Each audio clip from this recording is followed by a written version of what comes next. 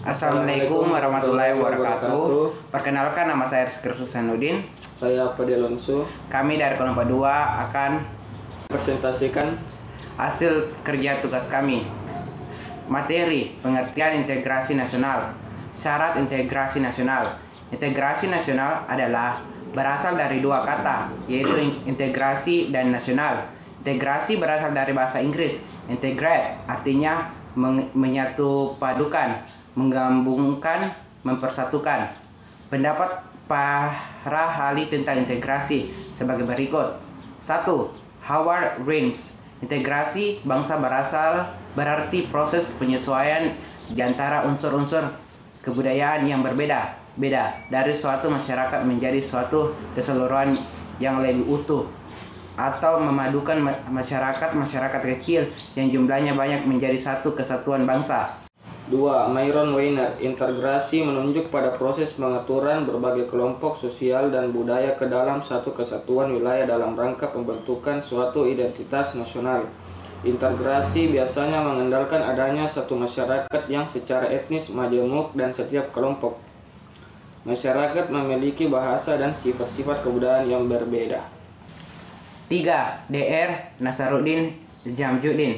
Integrasi nasional ini sebagai proses pengetahuan suatu bangsa yang mencangkup semua aspek kehidupan, yaitu aspek sosial, politik, ekonomi, dan budaya. Integrasi juga menempati aspek vertikal dan horizontal.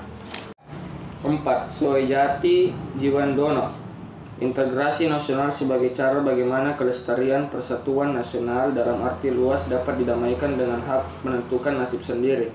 Hak tersebut perlu dibatasi pada suatu taraf tertentu, bila tidak persatuan nasional akan dibahayakan. Dari pengertian di atas dapat disimpulkan bahwa integrasi nasional bangsa Indonesia berarti hasrat dan kesadaran untuk bersatu sebagai suatu bangsa, menjadi satu kesatuan bangsa secara resmi dan direalisasikan dalam satu kesepakatan atau konsensus nasional melalui Sumpah Pemuda pada tanggal 28 Oktober 1928. Syarat integrasi. Syarat keberhasilan suatu integrasi di suatu negara adalah sebagai berikut. 1.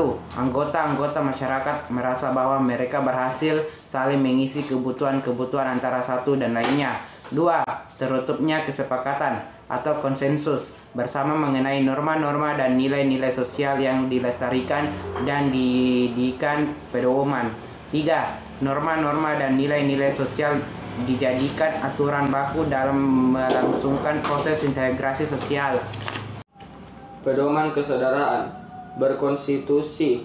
Bangsa Indonesia harus mampu menunjukkan eksistensinya sebagai negara yang kuat dan mandiri, namun tidak meninggalkan komitmen dan kerjasama dengan negara-negara lain dalam hubungan yang seimbang, saling memajukan, saling menghormati, dan menghargai hak dan kewajiban masing-masing.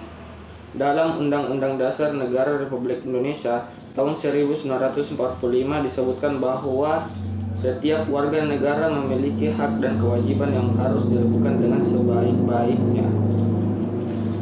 Sekian dari kami. Wassalamualaikum warahmatullahi wabarakatuh.